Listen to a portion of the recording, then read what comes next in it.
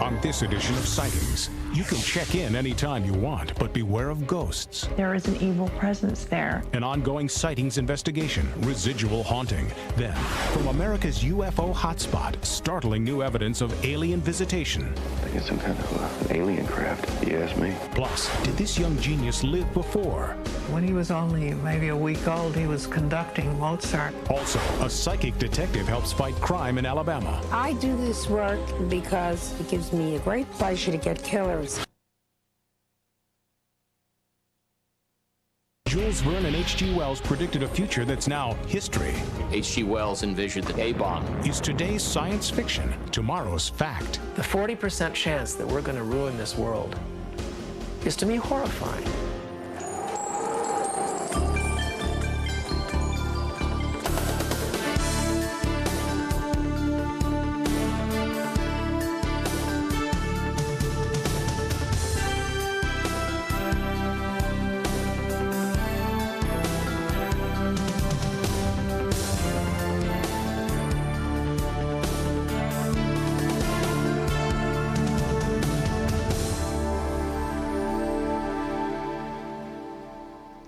Welcome to Sightings. I'm Tim White.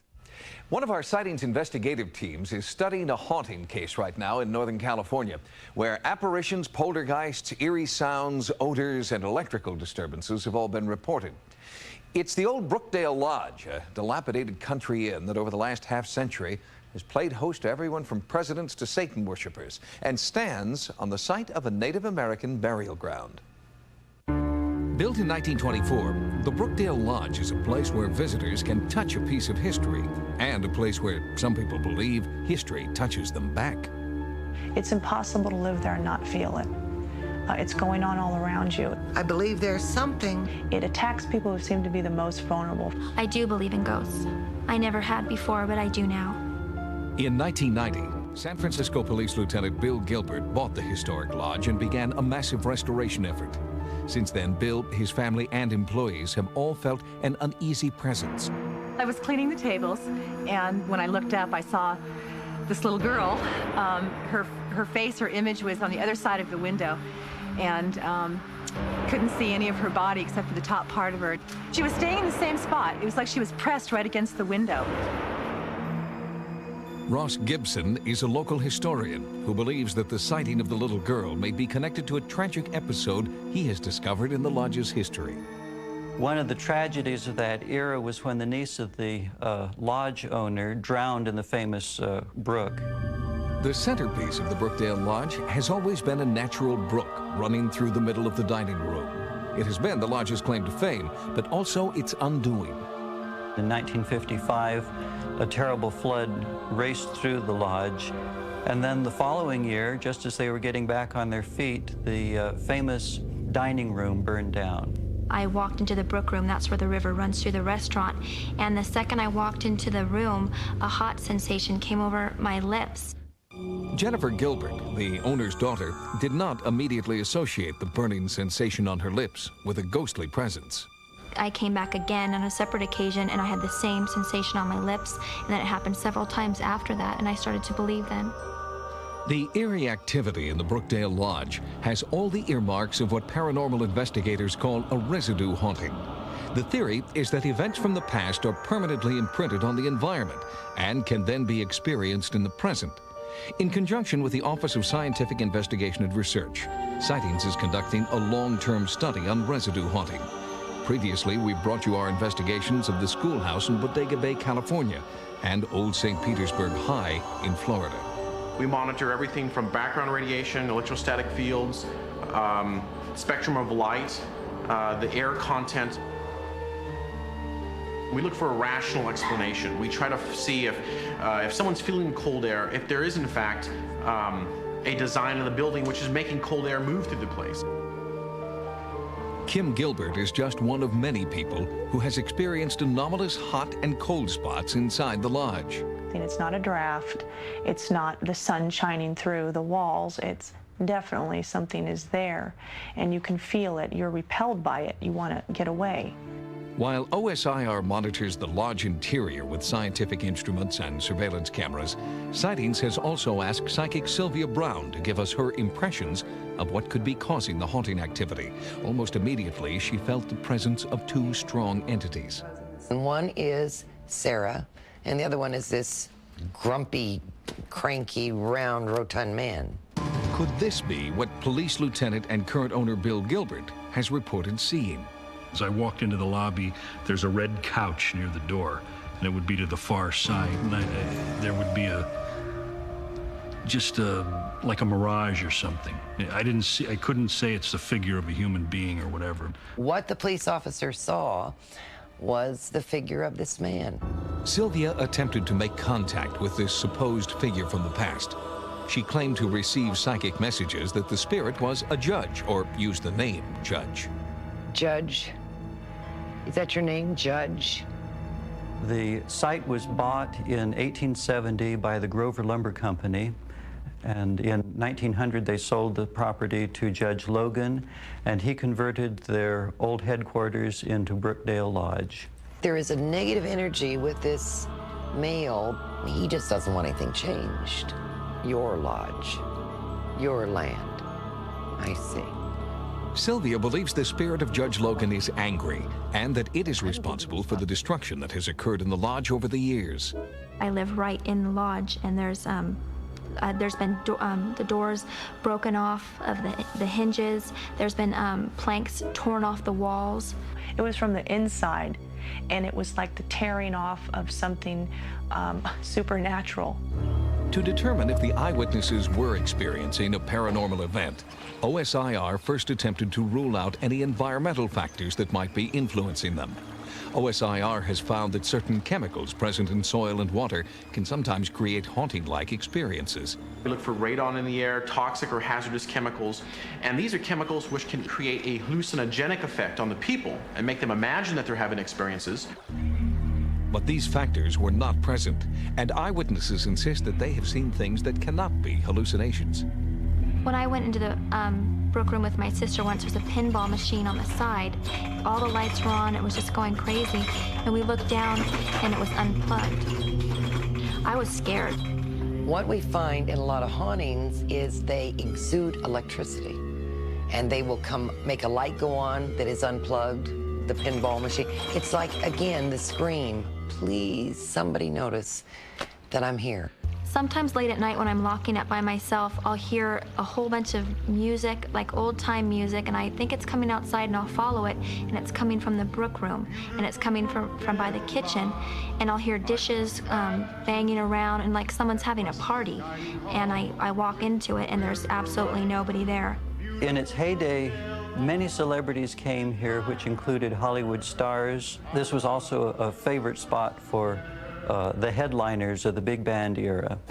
In the Mermaid Room, an underwater floor show once entertained visitors in the 30s and 40s. Today, many people have seen a different kind of visitor in the Mermaid Room. I saw like the glimpse of this child, and so I looked, twice, and it just sort of disappeared. This is really where the major influence of the girl is. She's jumping, she's skipping, and she stops at this point. I can see her, and she pulls up her white stockings. Later, in the Brook room, Sylvia Brown felt the child's presence once again, and then envisioned a chilling scenario. All of a sudden, from the side comes a dark woman with a big braid. The child spins around, and the woman seems like she's pushing. And the child tumbles and falls. She drowned. Was a child named Sarah murdered here? Police records say no, but a supernatural force within the lodge seems to be saying yes. The area itself, and especially the lodge, is a very beautiful place, but there is an evil presence there. The Brookdale Lodge is a beautiful location, and based on eyewitness testimony and the separate investigations of Sylvia Brown and the OSIR, it appears to be a location that bears the residue of the past, both the violent and the playful. Certainly, after conducting our investigation, initially here at the Brookdale Lodge, we found a variety of very unusual phenomenon. The data that we documented showed specifically certain areas of floors which seemed to produce what looked like footsteps walking through various parts of the structure. The bursts of air were monitored in both wind velocity and with thermovision to accurately determine the temperature. However, we were not able to determine exactly where the air was coming from. In fact, the experiences people are having here are very real, and that they are perhaps in some way a ghost or a residue haunting taking place.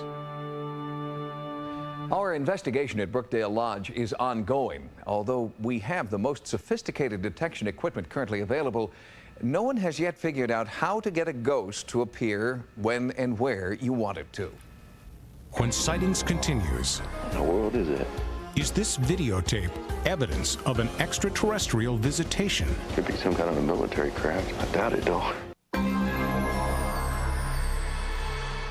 Gulf Breeze, Florida continues to garner worldwide attention because of a persistent UFO flap sighted there since 1986.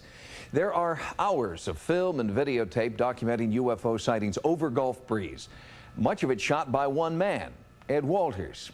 Skeptics argue that this is highly suspicious and challenge Walters' veracity. But now there is new videotape and new film of UFOs over Gulf Breeze, and none of it comes from Ed Walters. What in the world is it? It's a question that residents in Gulf Breeze, Florida have been asking for almost 10 years. There have been over 1,000 individual sightings of unidentified flying objects, beginning in 1986, with this historic photograph taken by Ed Walters.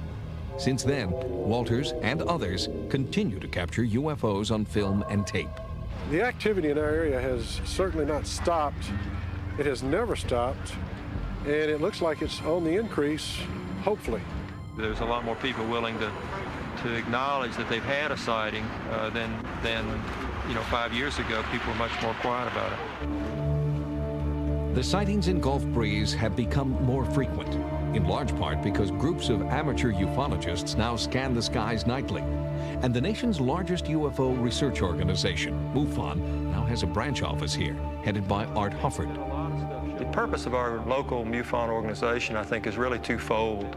One is to investigate using the best scientific methods we can, UFO sighting reports, close encounters, abduction experiences. And then secondly, to try to educate, to share what we learn locally and also what we learn from what's going around the country and around the globe. One of the most dramatic UFO encounters to date occurred on April 28, 1994. Ken and Carol Baker were driving home, and as this simulation demonstrates, the Bakers claim to have seen two glowing orbs. What the Bakers saw is similar to videotape of two bright UFOs shot in the same area, hovering over the Gulf Breeze shoreline. At approximately 10:40 at night, my wife was driving me to my place of employment. I looked out the front windshield, and we saw a white object. I looked out, and I didn't know what it was I was looking at, and it was round like a bubble. Around this light, or around this bubble, was a smaller light that seemed to be orbiting around it. I try to be scientific in all the things that I deal with. I was in the Air Force for 7 years, and I've seen different crafts, different ships we have. It wasn't anything we had seen before. With the increasing number of sightings by credible townspeople and new videotape evidence, even hardened skeptics believe something is going on over Gulf Breeze. But is it a UFO? There's a program afoot to try to slowly educate people all over the world that we're not alone. Who knows, maybe one of those days we'll have that landing on the White House lawn experience where no longer is there any doubt that they're here, they're among us. Sitting in the sky, could be some kind of a military craft, I guess. I doubt it, though. I think it's some kind of an alien craft, if you ask me.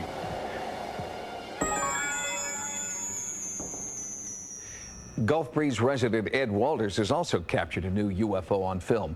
This Polaroid instant picture shows an unidentified craft offshore with what appears to be waterspout activity just below it. Optical physicist Dr. Bruce Maccabee enlarged and examined the snapshot, and he sent us this lengthy report. In his opinion, the waterspout UFO is not a fake. Dr. Maccabee, a civilian scientist with the U.S. Navy, joins us now to discuss his findings. Dr. Maccabee, you conclude that this photograph is not a fake. Does that mean it is a genuine UFO? I'd say the chances are very small that that could be a hoax. In this case, the sighting, as reported by Ed, lasted a couple of minutes at the most, but to put a large object out there in the middle of the Santa Rosa Sound would probably take hours. Dr. Maccabee, Ed Walters has been a key figure in the photographs and in the logging of activity in Gulf Breeze. Is it likely that one individual would be more prone to see and experience UFOs than some other individual? Ed Walters certainly has been a focus of a lot of attention, but for about 2.5 years, starting in November 1990 and running through July 1992, a group of people I call the Gulf Breeze research team down there went out virtually every night, logged about 180 or so sighting events, a few of which Ed attended. But most of those sightings, the witnesses were people who lived in the area, people who were just traveling through the area, tourists, and so on. Dr. Maccabee, how do your professional colleagues react to your interest in UFOs and your willingness to go out on a limb to say that there's something here? So I should point out, by the way, I do work at a Navy laboratory. And I have found that virtually every government laboratory, and I presume most civilian laboratories around the country, have people who are interested in this subject, just as there are people in virtually, I guess, all walks of life who have a sincere interest in finding out what the truth is. Dr. Bruce Maccabee, thank you very much for joining us. Thank you for having me. And we will be back with more sightings in just a moment. Next on Sightings, did this child's superintelligence come from a past life? When he was only maybe a week old, he was conducting Mozart in perfect time. In a controversial social experiment, Robert Graham opened the Repository for Germinal Choice in 1980. Better known as the Genius Pool, Graham created an elite sperm bank where only geniuses are accepted as donors. And the first boy born through the program is, in fact, of superior intelligence with an IQ approaching 200. But the boy, who's now 12, doesn't credit his donor father. He believes that he draws his knowledge from past lives. I think that the soul is on a journey, and at different times it will choose to accomplish different sorts of things. Even before he was born, Doran Blake's family knew he would be an exceptional child. When he was only maybe a week old, he was conducting Mozart in perfect time. Doran is a child prodigy who has made headlines. At first for the mere fact of his unique conception, and later for his remarkable talents. Too, I bought him a computer, which he immediately learned to use. He is, I think, a computer genius. By age 6, Doran had written his first book, The Adventure of George the Dinosaur. He had an uncanny grasp of literature and began to recite Hamlet from memory. He started to read in kindergarten. He was in a very special school. In 1 year, he was reading Shakespeare, starting from nothing. Was Doran simply the product of genetic manipulation? Or could there be another explanation for his amazing intellect? At 3, he suddenly said to his mother, "Do you remember the time when you and I lived in California before there were any big buildings, and I was your wife, and we lived in these houses draped with straw?" Doran's family believes these memories are not fantasy, but rather spontaneous recall of events from Doran's past lives. I think I've lived all sorts of past lives, primarily probably having to do with science and math and writing, and I know I've lived several in Egypt as a healer. I know in one life I was an actor in Shakespeare's Guild about 50 years after he died, and I did his plays and everything like that. Doran believes he has the ability to recall information from his past lives and use it in the present. I believe that some of a portion of the knowledge or intelligence that you have in certain fields or certain things in this lifetime comes from other lifetimes, but not completely, not 100%. I think it's also from genes and genetics and such. Winifred Lucas has researched many of the people and events her grandson has been recalling since he was 3 years old. What she discovered has made her a believer. Everything that he had picked up when he was 3 was absolutely true, including the houses draped with straw. And he had had a life as a Chumash Indian. Then he began to talk about Afghanistan. When he was 4 and a half, he'd say, "Grandma, what's been happening in Afghanistan?" I said, "Why are you so interested in Afghanistan?" He said, "Well, I had 2 lifetimes there, Grandma, and I blew them." Recently, Doran underwent a past life regression with therapist Tineke Noordegraaf. He believes that the session helped him delve deeper into the lives he has led before. What's the very first thing that comes to mind? The raging rocks and shivering shocks. Gifted children, they have skills they cannot have developed in only this lifetime. So if we go back to where they developed them, we find often other lifetimes. And I think that the soul is looking for completion. But science has a much different take on the source of Doran's abilities. The things that this child is able to do, are very difficult to comprehend. There is no complete explanation for the prodigy. The prodigy has puzzled and mystified for centuries. That doesn't necessarily lead us to the conclusion that the reason that he's able to do them is because of past life experience. It can be part of a tradition that runs through a family. It can be part of the biological passing down through the generations of genetic material. Winifred has come to believe that Doran's high IQ has been passed down to him, not just by her family, but also by the reincarnated soul within him. Doran was 6 years old. The teacher asked what they wanted for Christmas, and kids were making lists, and Doran wrote, "I want peace on earth and happiness for the world, and joy for the Christians and happiness for the Jews." Is this sympathetic worldview attributable to his past lives? Doran believes so, and is currently writing a book about the hidden relationship between intelligence and reincarnation. I spent a couple lifetimes in preparing for what I think this lifetime is going to be the lifetime where I intend to satisfy a part of the journey of my soul, helping make the world a better place to live. Generally, people have not known why some people are much brighter than others, why Mozart could write a symphony at 4, you know? And I think that part of the trouble was that we didn't believe there were other lifetimes, so we didn't know how to explain it. Doran Blake, the author of The Adventure of George the Dinosaur, has written 3 new books due to be published this year. One book is called My 9 Lives, an autobiographical account of Doran's past life regressions. Coming up next, the police have reached a dead end, and a psychic detective provides startling clues in an unsolved murder. This is him. He's the one who did the murder. Then, a young boy sends a message from the afterlife, and sci-fi prophets offer a vision of the future. Psychic detective Dorothy Allison has worked with sightings on a number of cases, and she has an impressive track record providing police with important leads that help solve crimes. Now she's investigating a murder in rural Alabama that has stumped the authorities. She would do anything for her children.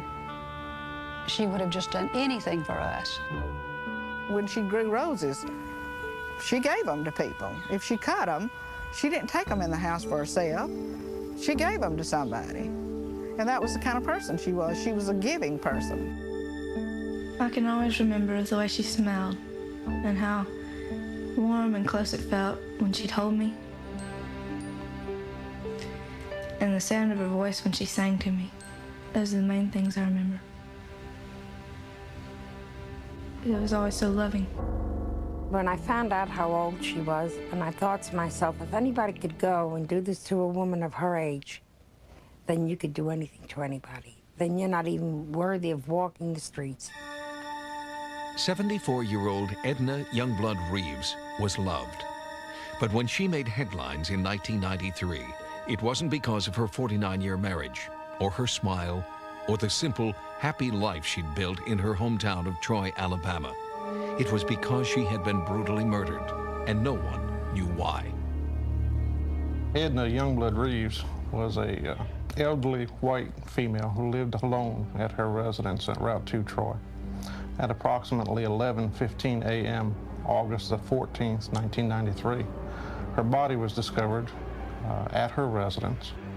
Scene was probably, in 22 years of law enforcement experience, the most sinister case we've ever worked. At this point in time, there is not a known named suspect for that murder. Along with state law enforcement agencies, Deputy Sheriff Bob Bradbury has worked tirelessly, searching for the killer who is still out there, somewhere.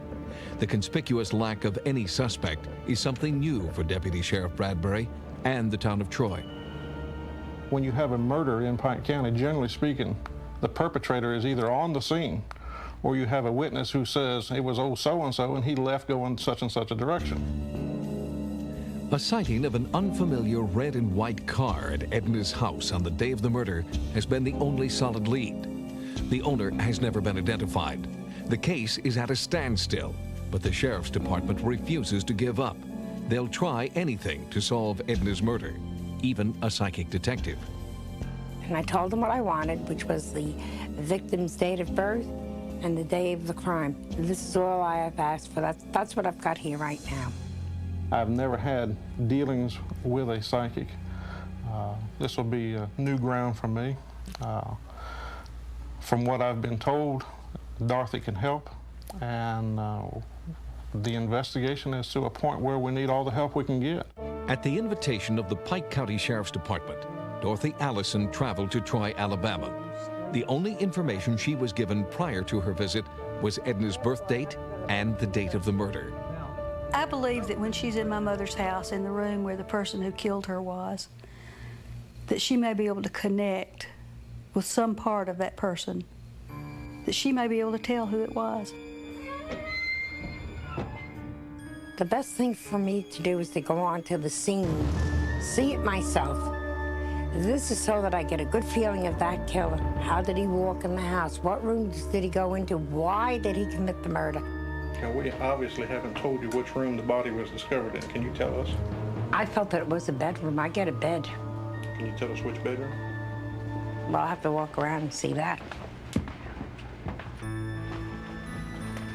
I get this room. Dorothy's feelings led her here, to Edna's bedroom. Dorothy said this is where Edna died. There it is. No, I would get this room then. This room is very, very important. The hangers, that's what he killed her with. She was found laying in her bedroom dead with a coat hanger around her neck, strangled and dead. And later found out she was sexually assaulted. When she entered the kitchen, Dorothy began to give her psychic impressions of the killer. I feel that the killer actually came into this kitchen before he killed her or after, maybe after. Opened this up and drank some orange juice out of the refrigerator, as though if somebody caught me here, well, it wouldn't matter. I have a right to be here, in other words. So if he was a man who comes around fixing washing machines or refrigerators, whatever, he certainly felt at ease. She was able to pinpoint the room that the crime took place in. She was able to give us some more information as to landmarks, possible suspect names, and possible suspect vehicle. I get somebody, I would say the age is between 25 and 30. Dorothy worked with retired NYPD composite artist Bob Filios to create a drawing of Edna's killer. I would say he's about 5'7", 5'8". This is how he appears to me. I would say he's about 145 to 165 pounds. Even though he's not that good looking, he's a very conceited person. But he feels inadequate, or he wouldn't have done what he did. I like getting the killers for what they've done. I like that coward caught. Dorothy believes that she has seen the face of a murderer and that he must be caught, or he will kill again. I feel this is it. This is him. He's the one who did the murder. That's the face I'm looking for. This should give the cops a clue. What the clincher will be is the composite sketch. Hopefully that'll put the nail in somebody's coffin. There is a $10,000 reward for information leading to the arrest and conviction of Edna Reeves' murderer. If you have any information about this case, the Pike County Sheriff's Department in Troy, Alabama would like to hear from you.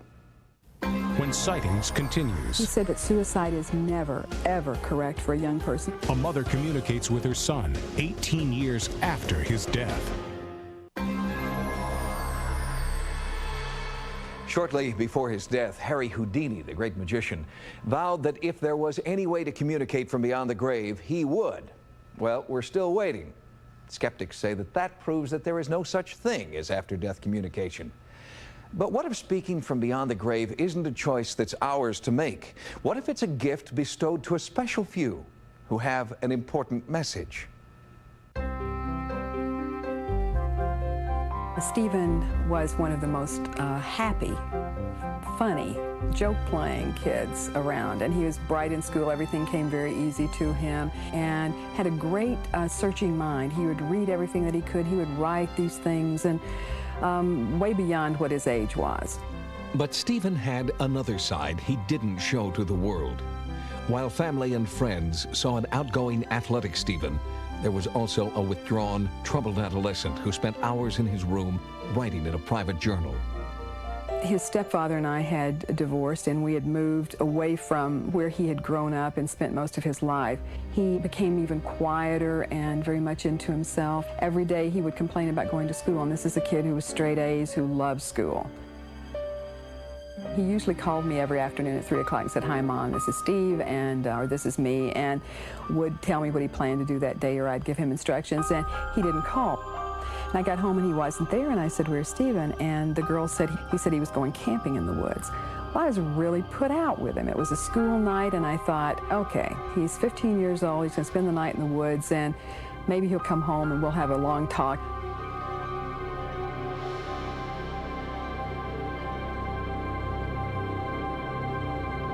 About 3 o'clock, the kids came home from school, and we were sitting around, and there was a knock on the door, and 2 detectives came in. When they told me that they'd found his body, I felt like somebody hit me in the stomach with a sledgehammer. It was the most horrendous thing. I couldn't even cry. I hurt so bad. The little boy would never grow to be a man. Stephen was only 15 when he hung himself.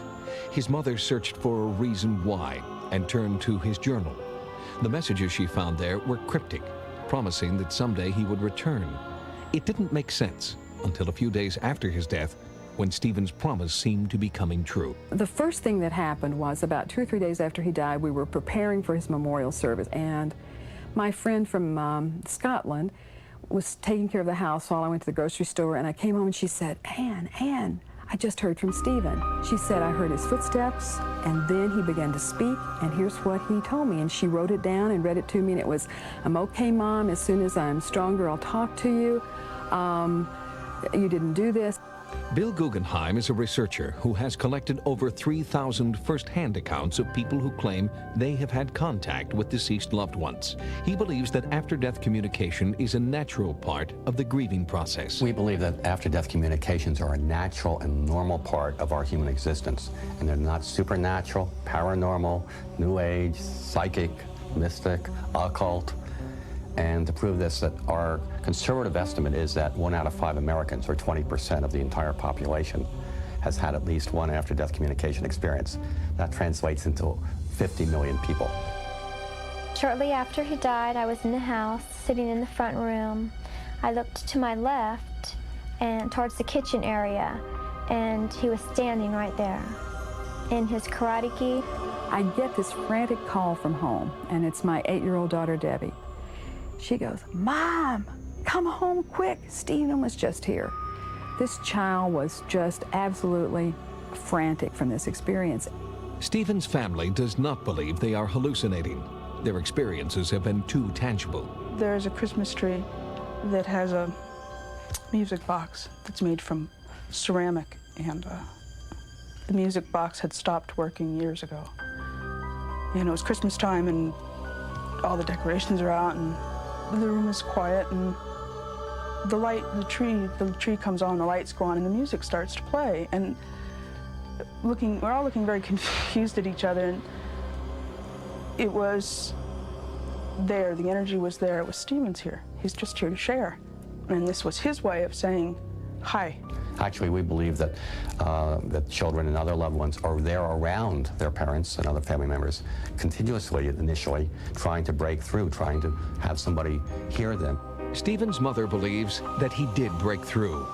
She started hearing Stephen's voice, and the voice was telling her to write down what he was saying. He had a watch with a broken mainspring, and he told me to take it with me.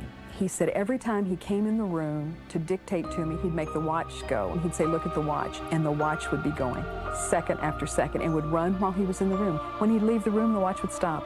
Anne claims that Stephen had been given a special assignment from a higher power.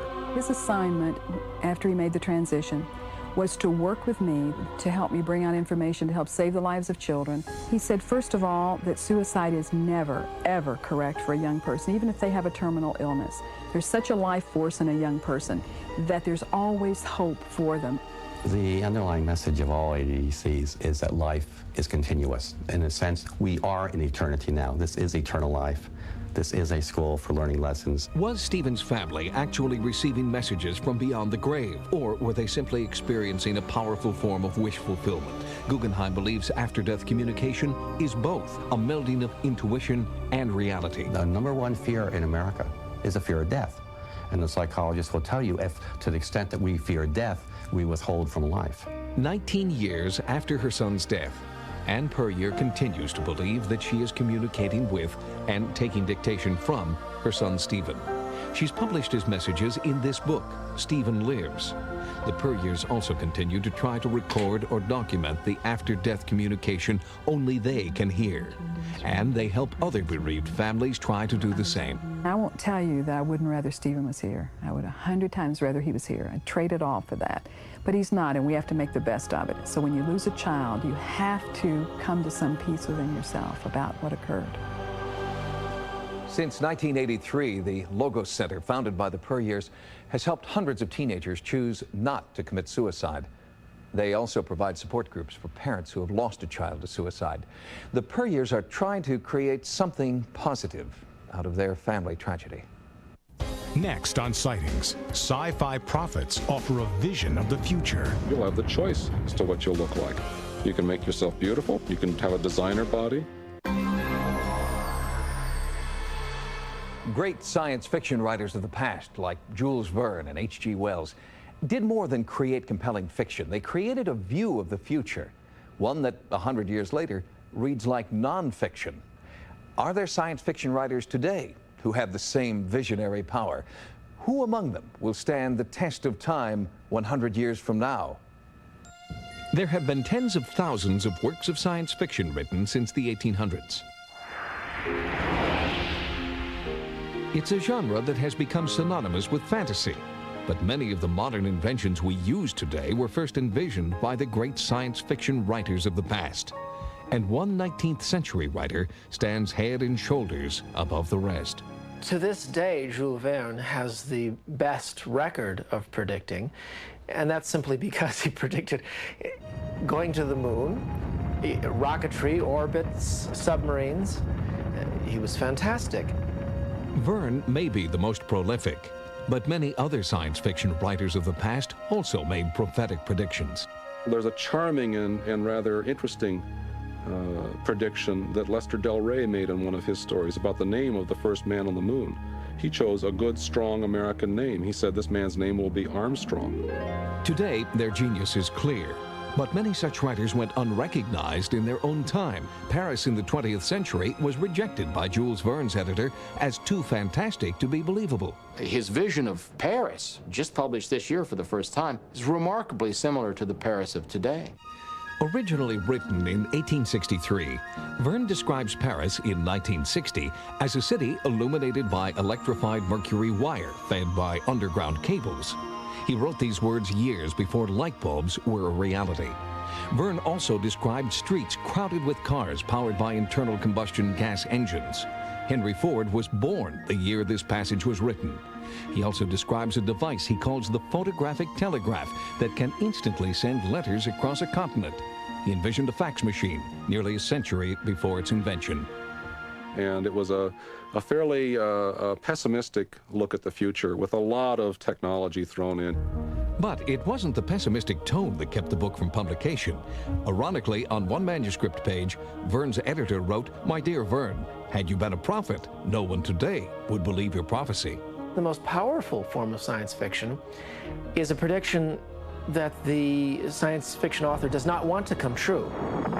Instead, he or she wants it to become a self-preventing prophecy. But instead of being embraced as cautionary tales, many early works became the blueprints for mass destruction. The development of lots of military technology has come from people who have envisioned it before. H.G. Wells envisioned the tank, and the A-bomb was foretold. H.G. Wells was ridiculed when he wrote about atomic weapons in 1914, but in 1945, there was Hiroshima. It is only with the power of 20/20 hindsight that we know just how accurate Wells, Verne, and others really were. And perhaps it should serve as a warning to listen with an open mind to the science fiction writers of today. They, too, are offering a cautionary tale. I think as the 19th century was dominated by mechanics and chemistry, and the 20th century obviously by physics, the next century will be dominated by biology. The really difficult part will come when it becomes possible in about 20 years to modify ourselves. You'll have the choice as to what you'll look like. You can make yourself beautiful, you can make your children beautiful, you can make them healthy, you can look like a non-human being, you can have a designer body. To directly reach in and modify people, that's going to provoke a huge crisis, and it's coming. It cannot be avoided. And that'll probably lead to health problems, and so we're going to have all the fashion magazines full of why you should not change your body every 6 months just to fit fashion. These are disturbing thoughts, and because they're disturbing, they make great storylines. Despite their compelling visions of the future, great science fiction writers are quick to dismiss the idea that they are prophets. My feeling is that science fiction doesn't function very well as prophecy. I think it functions much better as a warning, as an inspiration. We can have dreams about the future, but we will never have a crystal ball that will show us the future clearly. I think we have a very rough 50 years ahead of us as a race and as a planet, at the end of which I give us 60% odds of having an absolutely dazzling civilization that we would have been proud, anybody on this planet would be proud to leave their children. The 40% chance that we're going to ruin this world is, to me, horrifying. And every person should wake up every day thinking about, how can I help? David Brin points out that a writer's imagination can produce astonishing insights about the future. The details, however, are sometimes a bit fuzzy. In 1868, E.E. Hale, an early American futurist, predicted communication satellites would one day beam electronic messages around the world. Unfortunately, he also predicted that they would be made out of brick and powered by a waterfall. Sightings has expanded its America Online area. Keyword Sightings when you log on for access to Sightings stories, images, and events. To subscribe to America Online, call 1-800-591-3344. And you can still reach Sightings 24 hours a day at 1-900-933-7444. Until next time, remember, no mystery is closed to an open mind. For Sightings, I'm Tim White.